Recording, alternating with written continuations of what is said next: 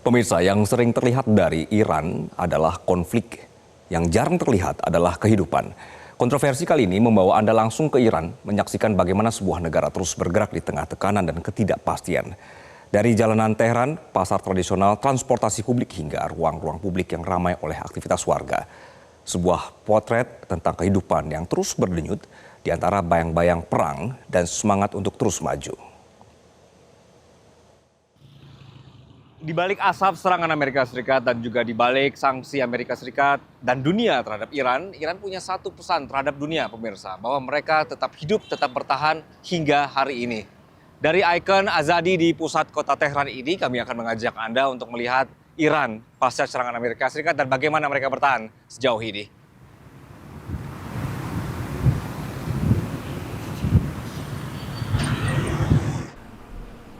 Disinilah Resalat, kawasan di timur Tehran yang menjadi salah satu simbol luka perang di ibu kota Iran. Serangan yang menghantam area sekitar Resalat merusak sejumlah blok apartemen dan kawasan permukiman warga. Pemerintah Iran berhari-hari melakukan pencarian korban di antara reruntuhan beton yang sebelumnya menjadi rumah bagi ratusan keluarga. Di beberapa titik, bekas ledakan masih terlihat jelas. Dinding bangunan roboh, jendela-jendela pecah, dan sebagian warga yang kehilangan tempat tinggal terpaksa mengungsi ke lokasi yang lebih aman.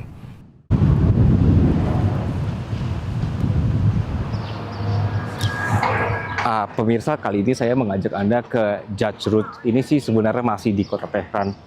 Di sini itu sempat disebut sebagai salah satu yang terdampak paling parah dari serangan Amerika Serikat dan juga Israel. Sebelah kiri saya, pemirsa, ini proses rekonstruksi pembersihan sedang berjalan. Sepanjang wilayah ini adalah wilayah permukiman warga, kanan kiri.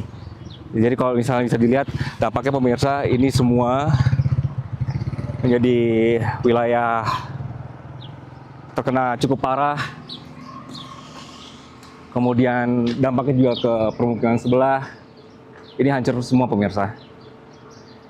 Nah, di wilayah kanan ini, di kanan saya ini, kemudian warga yang akhirnya selamat itu dievakuasi dan juga diungsikan oleh pemerintah ke hotel-hotel setempat. Lalu sedang diperbaiki. Jadi rencana ini akan dibongkar semuanya. Jadi bisa Anda bayangkan ini dampak dari serangan Amerika Serikat dan juga Israel. Padahal ini adalah daerah permukiman. Tidak ada daerah-daerah untuk militer atau juga aset-aset strategis lainnya. Anda bisa melihat sendiri dampaknya, pemirsa, serangannya. Menurut warga sekitar, membutuhkan waktu sekitar 10 hari sampai akhirnya jenazah para korban ini bisa dikeluarkan satu persatu dari reruntuhan bangunan-bangunan yang ada di jalan Jajrud ini. Jadi roketnya atau rudalnya ditembakkan ke arah permukiman warga, apartemen, dampaknya juga ke seberang sini. Kejadiannya menurut warga, ini justru di tengah-tengah warga sedang beraktivitas sekitar jam 2 siang.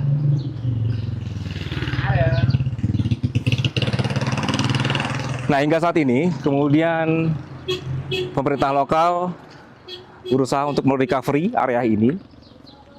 Jadi setelah kemudian bangunannya diruntuhkan untuk mengeluarkan jenazah-jenazah yang tertimbun, sekarang juga ada proses rekonstruksi, akan diruntuhkan kembali untuk dirapikan.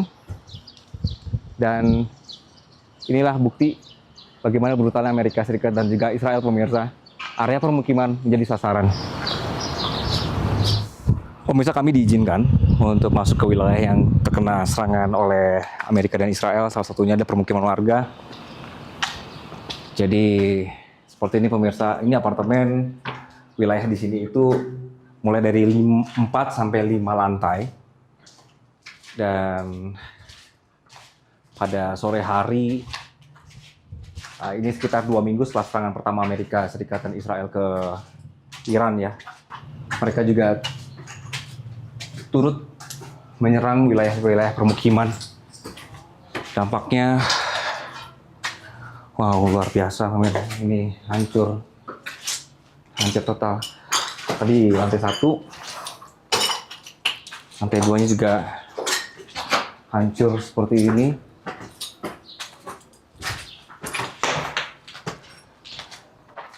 Jadi pemerintah sekarang sudah ambil alih, warga yang kemudian selamat ya pemirsa, dipindahkan, dicarikan rumah baru.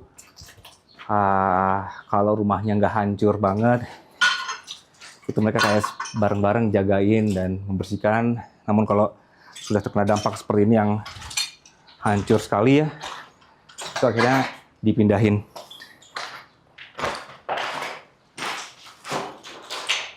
Sebenarnya yang diserang rudal itu adalah perumahan di bagian depan, bisa apartemen. Cuma dampaknya kena di apartemen ini dan sampai ke belakang, pemirsa, ini hancur banget. Sangat tidak terbayang tiba-tiba ada rudal menyerang dan suasana jadi hancur begini. Oke, coba kita lihat. Ini satu ruangan ya, apartemen.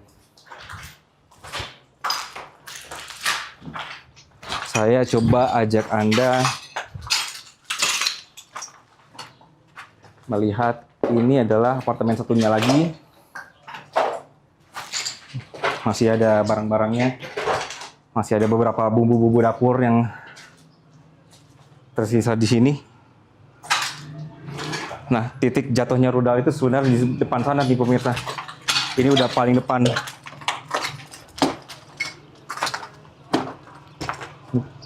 Tinggi ya, jadi udah bisa kebayang dari sana. Dampaknya juga hancur ke sini. Oke, jadi pemerintah untuk sampai saat ini terus memperlakukan semacam bantuan sosial. Jadi mereka-mereka yang kehilangan rumah tinggal sekali lagi diberikan rumah baru dan juga dibantu untuk penghidupannya.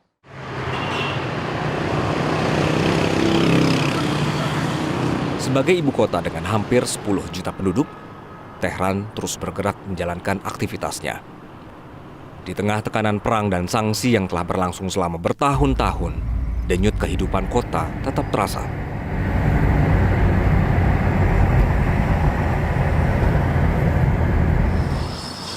Pemirsa, di tengah gencatan senjata, kemudian di tengah perang, warga di Tehran sebenarnya mereka terus move on, berjalan kegiatan sehari-hari seperti biasa. Saya kali ini berada di depan stasiun metro Maria Mogaddas. Ini adalah wilayah untuk Kristiani. Di sini juga terlihat bahwa Iran begitu pluralisme, banyak agama di sini, ya kayak Jakarta aja ya. Nah, dari sinilah kemudian kita melihat bahwa Tehran dengan kehidupan sehari-harinya ini juga menyatu semuanya. Dan kegiatan sehari-hari juga menggunakan subway kayak gini. Kita coba keliling Tehran ya, menggunakan, katanya ini adalah salah satu subway paling murah di dunia.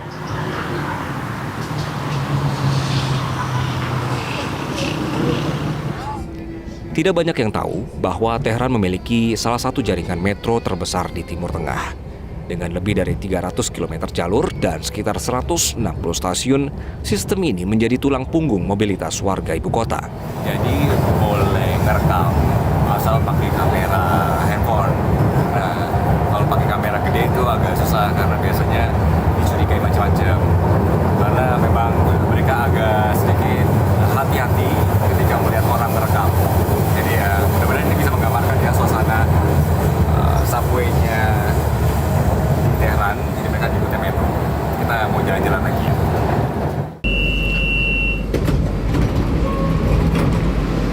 Setiap hari, jutaan warga mengandalkannya untuk bekerja, belajar, berbelanja, hingga menjalankan aktivitas ekonomi mereka. Ketahanan kota ini juga terlihat dari kemampuannya mempertahankan aktivitas ekonomi di tengah berbagai tekanan. Selama puluhan tahun, Iran menghadapi sanksi ekonomi yang membatasi akses perdagangan internasional, investasi asing, hingga sistem keuangan global. Namun roda perekonomian tetap bergerak.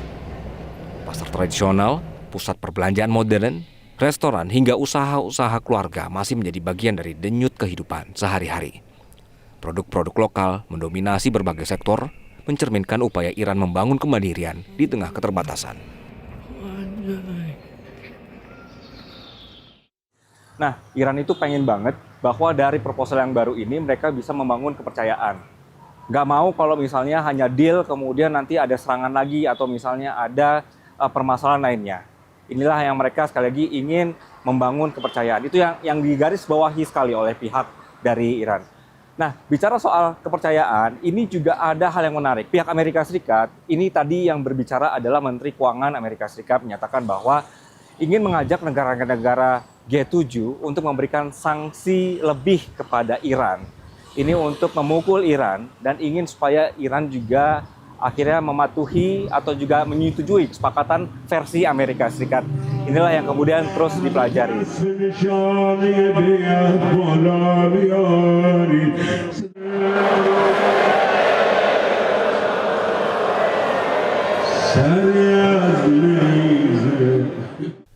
Ketika malam tiba, wajah lain Teheran mulai terlihat. Hampir setiap malam sejak konflik pecah, warga berkumpul di berbagai ruang publik kota. Mereka membawa bendera, berdoa bersama, dan mengikuti orasi yang berlangsung hingga larut malam. Bagi sebagian warga ini adalah bentuk solidaritas nasional. Sebuah cara untuk menunjukkan dukungan kepada negara mereka di tengah situasi yang penuh tekanan dan ketidakpastian. Pemirsa, saya berada di lapangan Revolusi. Jadi warga Iran setiap hari berkumpul seperti ini. Mereka berkumpul di salah satu bundaran di setiap kota di seluruh wilayah Iran. Kemudian memberikan doa, harapan, syair, dan dukungan terhadap pemerintah. Dari hari pertama peperangan, mereka tidak pernah absen untuk hadir, selalu hadir. Mereka beranggapan bahwa sekali saja mereka tidak hadir, maka pihak lain akan menggunakan kesempatan ini untuk menjatuhkan semangat mereka. Di sekeliling saya, pemirsa, saat ini warga juga sedang memperingati 2 tahun berpulangnya Raisi, salah satu tokoh utama mereka. Sehingga di sini malam hari ini mereka berdoa bersama. Mau yang tua, mau yang muda, semua berkumpul di sini. Sekali lagi setiap malam mereka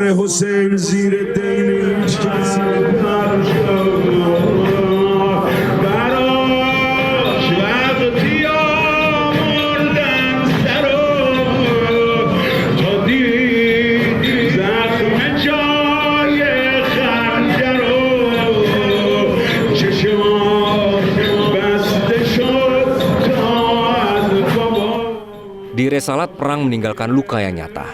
Namun di jalanan Teheran, di stasiun metro yang tetap penuh, di pasar yang terus bergerak, dan di kerumunan warga yang memenuhi kota setiap malam, tersimpan kisah lain tentang Iran.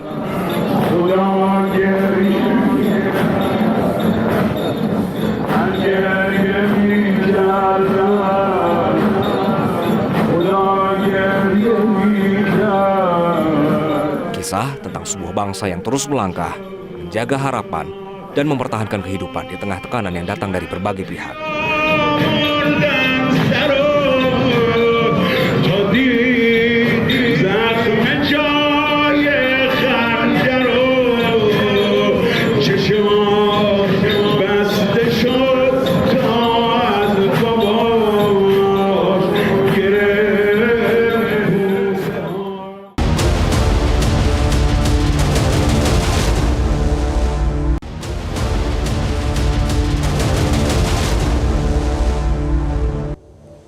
Pemirsa, kami mendapatkan izin dari pemerintah Iran untuk datang ke Minab, sebuah kota di pesisir selatan Iran yang menjadi lokasi salah satu tragedi paling memilukan dalam konflik yang berlangsung di tahun ini.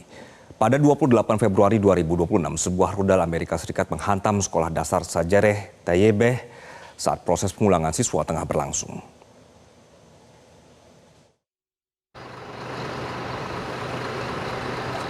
Menurut data yang diumumkan otoritas tempat, akibat serangan rudal Amerika ini, sedikitnya 156 orang meninggal dunia dan puluhan lainnya mengalami luka-luka. Sebagian besar korban merupakan anak-anak sekolah dan tenaga pengajar. Tragedi ini kemudian menjadi salah satu insiden sipil dengan korban terbanyak selama perang berlangsung. Pemirsa, salah satu poin kesepakatan damai Amerika Serikat dan juga Iran itu adalah berkenaan dengan ganti rugi serangan Amerika Serikat. Kenapa Iran bersikukuh bahwa ini dimasukkan dalam poin inti? Dampaknya seperti ini, pemirsa. Di sekeliling saya ini, atau lokasi saya berada ini adalah Minab. Yang Anda saksikan adalah sekolah dasar, pemirsa, yang dibom Amerika Serikat menggunakan rudal pada saat itu. 168 siswa dan juga guru ini menjadi korban. Jadi kenapa, sekali lagi, kenapa Iran begitu ingin Amerika mengganti rugi karena dalam perang, permukiman, pendidikan ini tidak boleh diserang, justru diserang oleh Amerika Serikat. Yang garis kalau bisa kita lihat di sebelah sini, itu ada bulatan dan juga ada warna merah. Ini sebagai penanda di situ jatuhnya rudal Tomahawk milik Amerika Serikat, pemirsa. Kejadiannya pagi hari pada saat serangan Amerika Serikat. Di sekolah ini kegiatan belajar mengajar itu berjalan seperti biasa. Sehingga para guru akhirnya memutuskan bahwa mereka membutuhkan untuk telepon wali-wali murid untuk menjemput anak-anak mereka karena takutnya suasana tidak kondusif ketika ada serangan Amerika Serikat. Dan ketika wali siswa ini kemudian datang untuk menjemput anak mereka, ternyata rudal sudah lebih dahulu menghantam sekolah. Dan beberapa wali disebutkan ini juga turut menjadi korban jiwa. Jadi pemirsa bisa dibayangkan bahwa meskipun sekarang Iran terus berbenah, dampak perang sekarang perlahan mulai ditata ulang oleh Iran, namun faktanya adalah banyak juga wilayah-wilayah di Iran, permukiman yang menjadi sasaran rudal Amerika Serikat. Ini sama sekali tidak sesuai dengan aturan perang.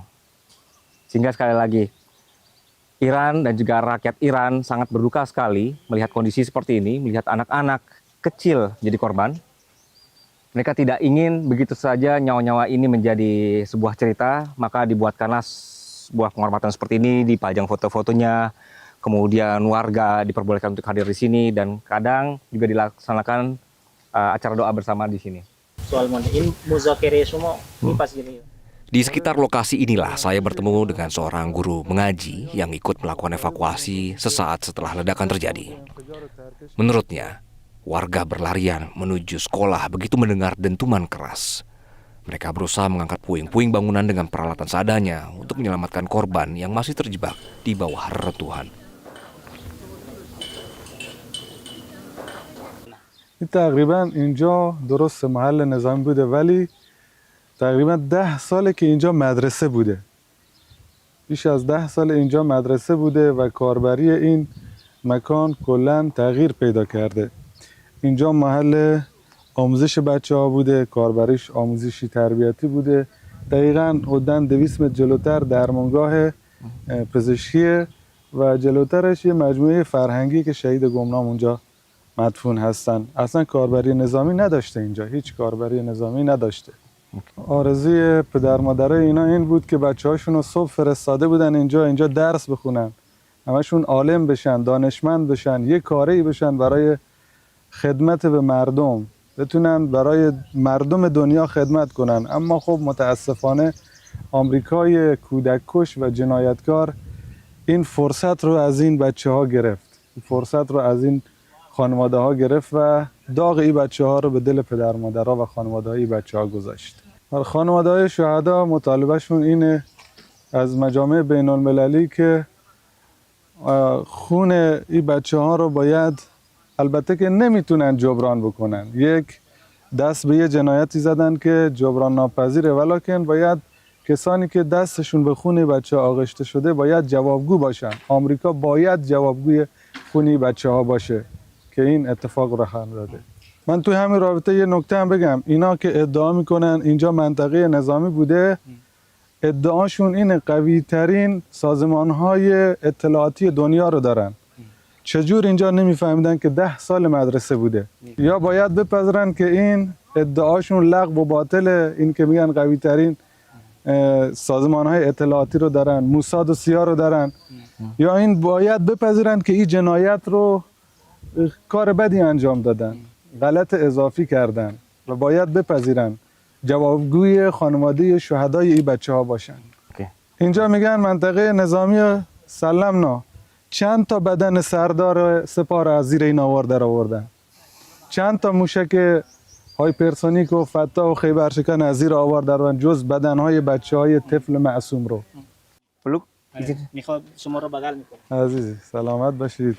خیلی خوشحال شدیم. Bagi masyarakat Iran, Minab kini bukan sekedar nama sebuah kota. Ia telah menjadi simbol duka nasional, pengingat bahwa ketika perang terjadi, anak-anak, guru, dan warga sipil seringkali menjadi pihak yang menanggung harga paling mahal dari sebuah konflik. حرف دل دخترای امیر جان ببخشید، پدرای شهدا ببخشید، تو رو خدا ببخشید. امشب که قرار شد بچه‌ها به خوابتون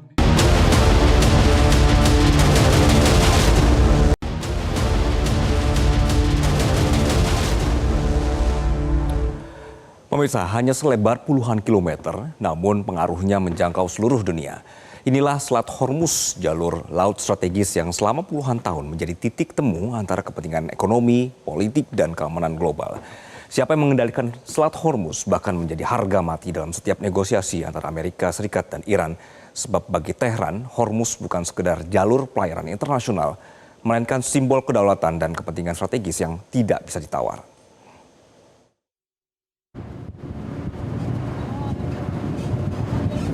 Kami berkesempatan mengunjungi Selat Hormuz. Sekilas, perairan ini tampak seperti jalur pelayaran biasa. Namun disinilah salah satu urat nadi ekonomi dunia berada. Setiap harinya sekitar 20 juta barel minyak dan produk energi melintasi Selat Hormuz. Angka itu setara hampir seperempat perdagangan minyak dunia yang diangkut melalui jalur laut. Lebih dari 100 kapal melintas di kawasan ini setiap hari dalam kondisi normal. Selat yang berada di antara Iran dan Oman ini menjadi satu-satunya pintu keluar bagi sebagian besar ekspor minyak negara-negara Teluk seperti Iran, Irak, Kuwait, Qatar, Bahrain, hingga sebagian Arab Saudi. Pemirsa, kami berada di Selat Hormuz, ini di tengah laut. Kami sudah mendapatkan izin dari pihak Iran untuk berada di sini. Di belakang saya ini salah satu kapal yang kemudian berada di Selat Hormuz. Suasananya seperti ini pemirsa. Ini kapal terdekat saya, jaraknya hanya diperbolehkan sampai sini. Kalau kita lihat di sebelah sana juga masih banyak ini kapal-kapal yang kemudian masih menunggu informasi dari pihak Iran.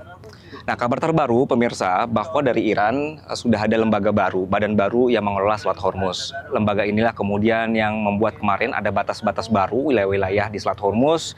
Sudah ada batasan yang jelas, wilayah mana saja yang kemudian kalau dilewati ini harus koordinasi dengan pihak Iran. Nah, di sini pihak Iran menegaskan bahwa mereka akan mengawal dengan selamat ketika nanti mereka sudah berkoordinasi dengan pihak Iran itu sendiri. Nah, Anda bisa lihat pemirsa, ini jarak dari kapal ya, misalnya kapal 1, kapal 2, dan beberapa kapal lainnya ini kelihatannya jauh ya. Gimana coba caranya pihak Iran ini kemudian menjaga kalau misalnya ada kapal-kapal yang mau kabur dari wilayah yang dijaga. Nah, biasanya itu nanti ada sistem yang membaca pergerakan kapalnya. Nanti pasukan nyamuknya Iran, pasukan yang kecil-kecil ini, kapal kecil ini akan mendekati. Mereka mengasih info dulu bahwa mereka harus berkoordinasi dengan pihak Iran untuk keluar dari wilayah Hormuz. Kalau misalnya masih mencoba untuk bandel atau membelot, mereka nanti akan bisa kena serangan atau juga ada tindakan tegas. Dan ini tidak hanya dari pasukan nyamuknya. Kadang bisa juga melalui drone serangan mereka atau juga dari rudal-rudal terdekat dari pangkalan-pangkalan terdekat di wilayah sini. Di tengah ketegangan itulah saya bertemu dengan seorang anak buah kapal asal Indonesia. Sudah berbulan-bulan ia berada di kawasan Hormuz. Kapal tempatnya bekerja tidak bisa melanjutkan perjalanan akibat sengketa dan pembatasan pelayaran yang muncul selama konflik berlangsung. Nasib mereka kini menjadi perhatian pemerintah Indonesia. Aku dari Metro. Hah? Dari Metro TV. Kenapa? Dari Metro TV. Oh, dari Metro TV. Abang aman. Aman. Makanan dapat dari mana? Kenapa?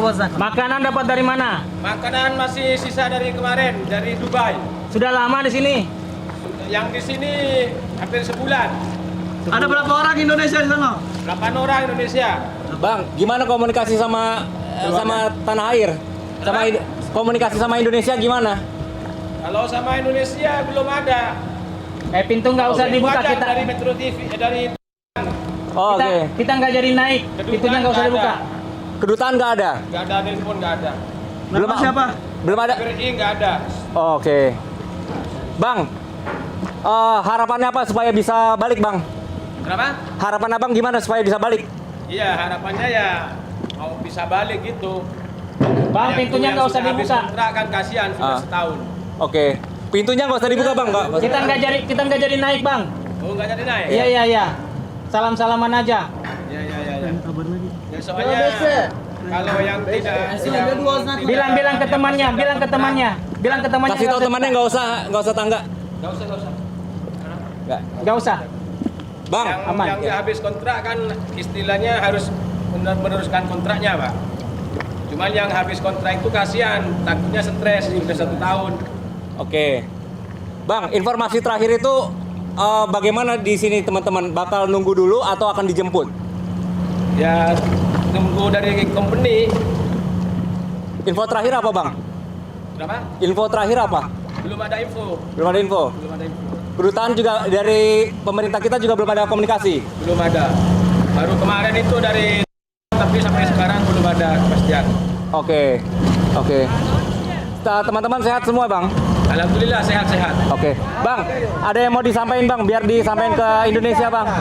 Ya, yang saya harapkan dari Indonesia, yang saya sangat harapkan itu untuk yang habis kontrak tolong diperjuangkan, diprioritaskan pertama untuk dibawa pulang. Oke. Karena takut stres. Ya. Siap.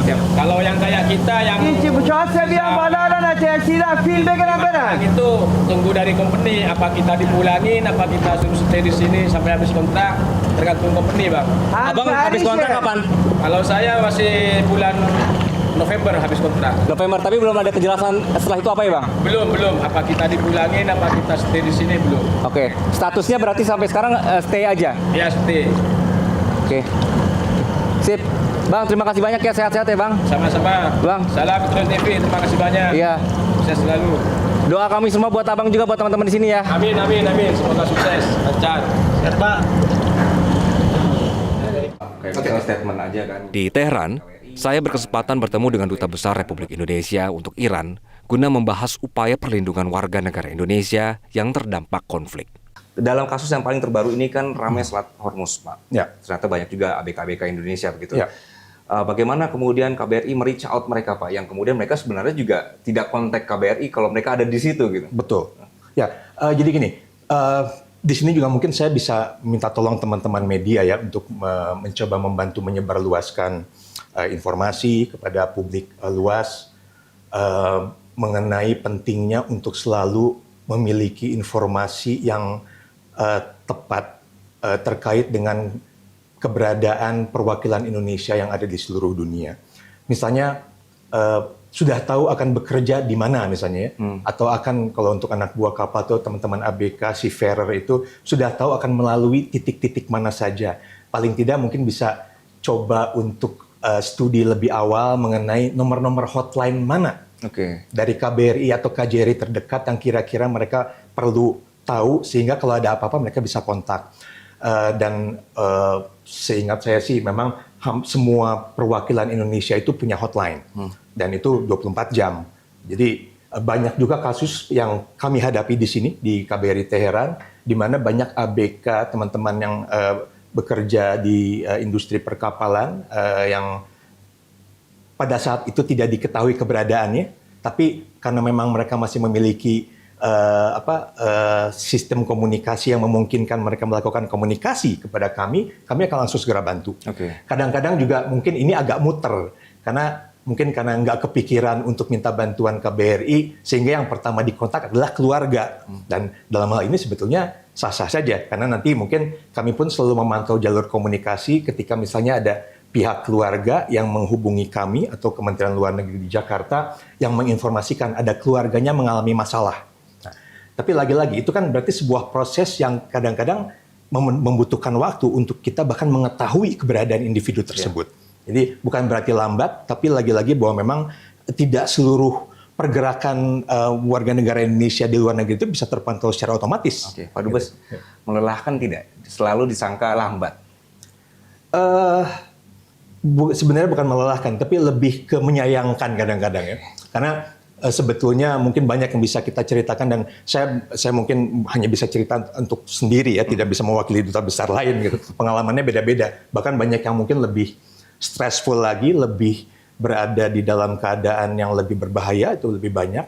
Tapi saya mencoba untuk menerima itu sebagai sebuah fakta bahwa memang itu artinya ada harapan dari masyarakat Indonesia secara luas mengenai bagaimana pemerintah untuk dapat memberikan bantuan yang appropriate, yang layak kepada WNI-nya ketika mengalami masalah. Nah, hanya memang kami juga tentunya membutuhkan pengertian. Paling tidak, tolong bantu kami untuk dapat memahami situasi yang dihadapi oleh keluarganya atau oleh dirinya, sehingga kita bisa melakukan assessment apa yang paling baik. Karena for sure bahwa masalah pelindungan WNI ini merupakan salah satu prioritas utama dari Kementerian Luar Negeri pada saat itu. Pak Dubes, ada yang mungkin WNI ini kerja di perusahaan lokal, proyek swasta, atau juga jaringan bisnis yang sensitif terhadap politik gitu ya Pak Dubes ya. Dalam kondisi seperti ini, bagaimana negara memastikan perlindungan tetap diberikan tanpa menimbulkan persoalan diplomatik baru, Pak? Mungkin saya harus mengadresnya secara lebih umum ya. Karena begini, bagaimanapun juga keberadaan warga negara Indonesia di negara lain itu tentunya berdasarkan keputusan pertimbangan pribadi masing-masing individu. Sehingga kadang-kadang juga akan ada sisi di mana negara memiliki keterbatasan untuk memberikan bantuan, support, atau bahkan sekedar mengecek keadaan ketika terjadi sesuatu hal yang tidak diinginkan. Namun yang paling penting itu sebetulnya adalah komunikasi sebaiknya tidak dilakukan pada saat adanya masalah saja. Itu sebabnya kami dari Kementerian Luar Negeri melalui seluruh perwakilan Indonesia yang ada di luar negeri, baik itu Kedutaan Besar Indonesia ataupun Konsulat Jenderal Indonesia dimanapun itu, selalu menghimbau sebaiknya warga negara Indonesia itu ketika sampai di negara tujuan itu bisa melakukan lapor diri, bisa menyampaikan keberadaannya kepada perwakilan, sehingga memudahkan untuk perwakilan Indonesia untuk melakukan tracing dan bahkan mungkin memberikan direct support kalau memang ada hal-hal yang dialami, kesulitan yang dialami oleh partai. Oke, Pak Dubes, dalam Bapak kan berarti sudah berpengalaman nih, ada beberapa kali kejadian Pak ya, dan harus evakuasi warga negara kita. Dalam situasi keamanan yang berubah dari jam ke jam gitu Pak, bagaimana KBRI menentukan siapa yang harus diprioritaskan lebih dulu untuk dievakuasi atau diamankan? Ya. Sebenarnya mungkin saya harus cerita sedikit untuk tarik mundur ke belakang pada saat terjadinya perang di tahun lalu, tahun 2025 di bulan Juni yang dikenal oleh orang sebagai Perang 12 Hari.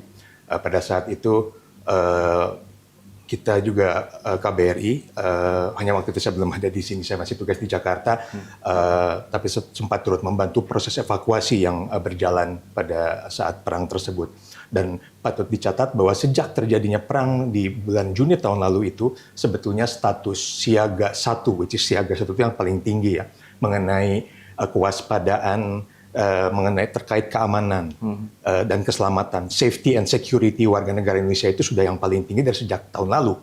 Nah, jadi ketika sekarang terjadi lagi perang yang diawali dengan serangan dari Israel dan Amerika Serikat di tanggal 28 Februari, sebetulnya hal itu terkait dengan pelindungannya dilakukan sebagai kesinambungan, kelanjutan dari apa yang sudah kita lakukan dari tahun-tahun sebelumnya. Jadi banyak juga WNI yang sebetulnya relatif sudah bersiap, sudah lebih aware mengenai adanya kemungkinan perang segala macam, dan juga sudah mulai mempertimbangkan secara pribadi bagaimana akan ikut proses evakuasi apa tidak. Karena patut saya tekankan juga bahwa sebetulnya pada ujungnya, akhirnya itu ya, ujung-ujungnya itu keputusan untuk ikut tidaknya proses evakuasi yang diprogramkan atau dirancang oleh pemerintah itu tetap jatuh di tangan masing-masing individu.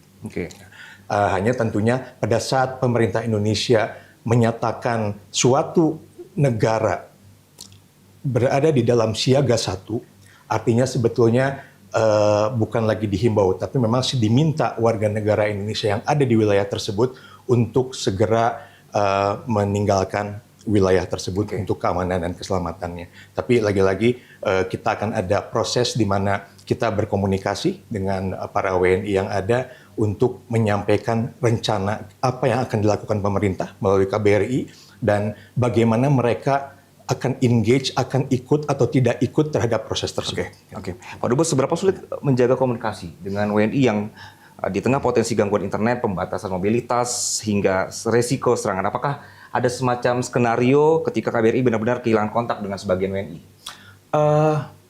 Memang ada beberapa tahap ya terkait dengan kelancaran komunikasi ini yang memberikan impact, memberikan dampak pada cara kami di KBRI melakukan komunikasi dengan WNI yang ada, baik itu di Iran ataupun di Turkmenistan. Hanya untungnya, lagi-lagi ini mungkin kita tidak bisa melihatnya hanya pada saat terjadinya kejadian saja. Tapi bahwa komunikasi yang terjalin antara KBRI dengan para warga negara Indonesia yang ada di lingkungan Iran dan Turkmenistan ini sudah terjalin bahkan sebelum terjadinya event-event kejadian-kejadian, insiden-insiden tertentu. Jadi KBRI memiliki database yang relatif update mengenai keberadaan warga negara Indonesia tersebar di kota mana saja.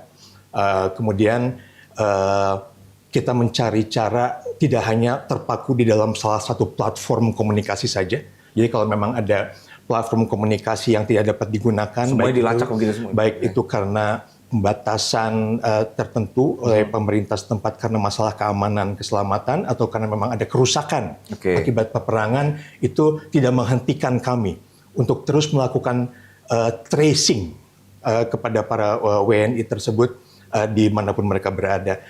Bahkan paling tidak sempat ada periode ketika mungkin internet tidak berfungsi, tapi telepon reguler itu masih bisa berjalan. Jadi sebisa mungkin tim KBRI melakukan kontak per telepon satu persatu. Ya tentu mungkin tidak bisa menjangkau sekitar seluruh 400 orang Indonesia yang ada di Iran. Jadi paling tidak kita bisa membuat komunikasi dengan simpul-simpul tokoh-tokoh masyarakat di berbagai kota.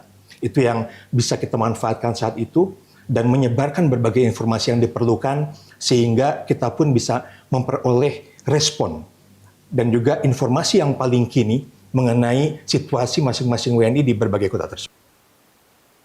Di Selat Hormuz, konflik tidak hanya berbicara tentang rudal, kapal perang, atau perebutan pengaruh antar negara. Di sini, dunia diingatkan bahwa sebuah jalur laut yang lebarnya hanya puluhan kilometer dapat mempengaruhi harga energi global, perdagangan internasional, hingga nasib para pelaut yang menunggu kepastian di tengah lautan.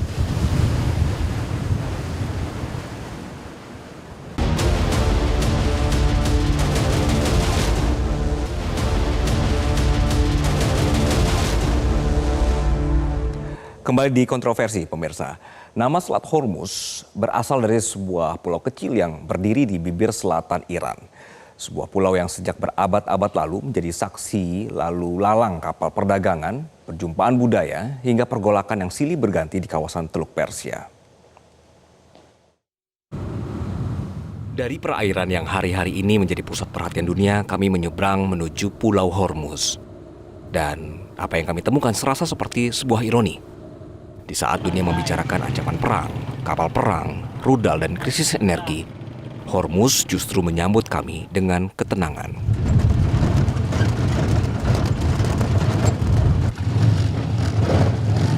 Angin laut berhembus lembut, matahari menggantung rendah di langit sore.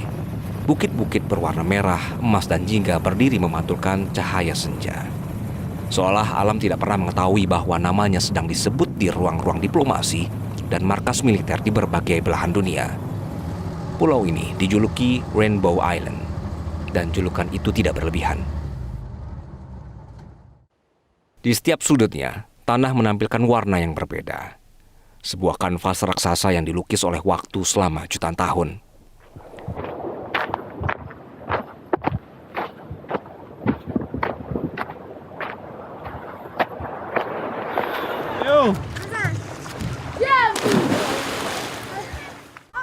Namun keindahan terbesar pulau ini bukanlah bentang alamnya, melainkan manusia-manusia yang hidup di dalamnya.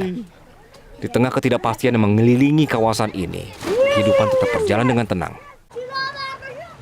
Anak-anak berlari di tepi pantai tanpa memikirkan berita yang memenuhi layar televisi dunia, sementara para orang tua duduk memandangi matahari yang perlahan tenggelam, seakan menikmati sore yang sama seperti kemarin dan hari-hari sebelumnya. اسم من فاطمه است. ما خودمون تو اون جنگ 12 روزه با این جنگی که الان شروع شده ما کلا هرمز رو رها نکردیم، تو هرمز بودیم کلا. بعدش تو این جنگ ما همیشه یه آشپزخونه ای رو حتی تو خونه هامون واسه رسمنده هامون غذا درست میکنیم. ما هر روز بخت غذا داریم اینجا. ما کلا رها نمی‌کنیم شهرمونو، جزیرمونو. ما کلا از هیچی نمی‌ترسیم. ما تا آخر این جنگ باشم حتی هستیم، حتی خودمون، خانواده هامون، بچه هامون همیشه هستن. ما راحت میایم تو شهر میگردیم، میریم میایم. نه اصلا نمیترسه. ما این چند مدته همش با بچه هامون حرف زدیم، حتی خود بچه هامون هم میگن ما اگه اسرائیل بخواد بیاد اینجا ما اونو غرق دریا میکنیم. Percakapan sore itu menghadirkan sudut pandang yang berbeda tentang sebuah konflik. Bagi dunia, mungkin Hormuz adalah angka-angka tentang jutaan barel minyak yang melintas setiap hari. Tentang jalur perdagangan yang menentukan stabilitas ekonomi global. Tentang perebutan pengaruh dan keseimbangan kekuatan antar negara. Namun bagi warga yang tinggal di sini, Hormuz adalah sesuatu yang jauh lebih sederhana. Ia adalah tempat pulang. Tempat seseorang menunggu keluarganya kembali dari laut. Tempat anak-anak tumbuh mengenal angin, pasir, dan ombak.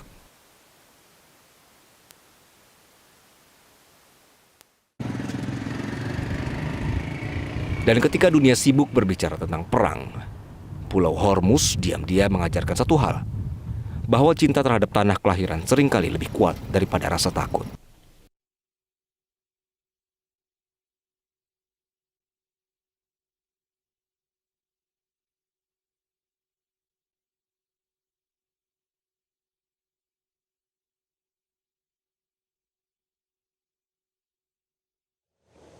Ya, dan pemirsa, di balik konflik, Iran adalah sebuah bangsa yang terus berjalan. Saat dunia melihat ancaman perang, jutaan warganya tetap membangun masa depan. Saya Anggia Sibuan pamit undur diri. Terima kasih sudah menyaksikan Kontroversi.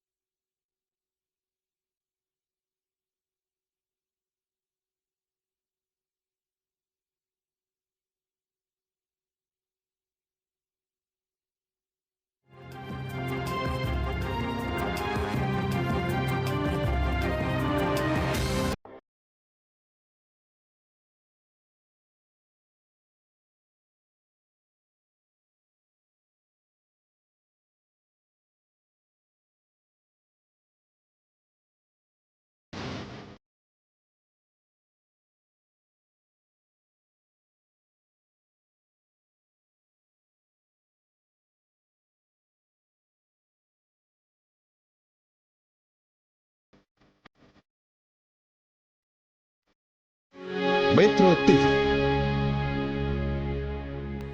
Jelajahi cara baru mendapatkan informasi. Download Metro TV Extend sekarang.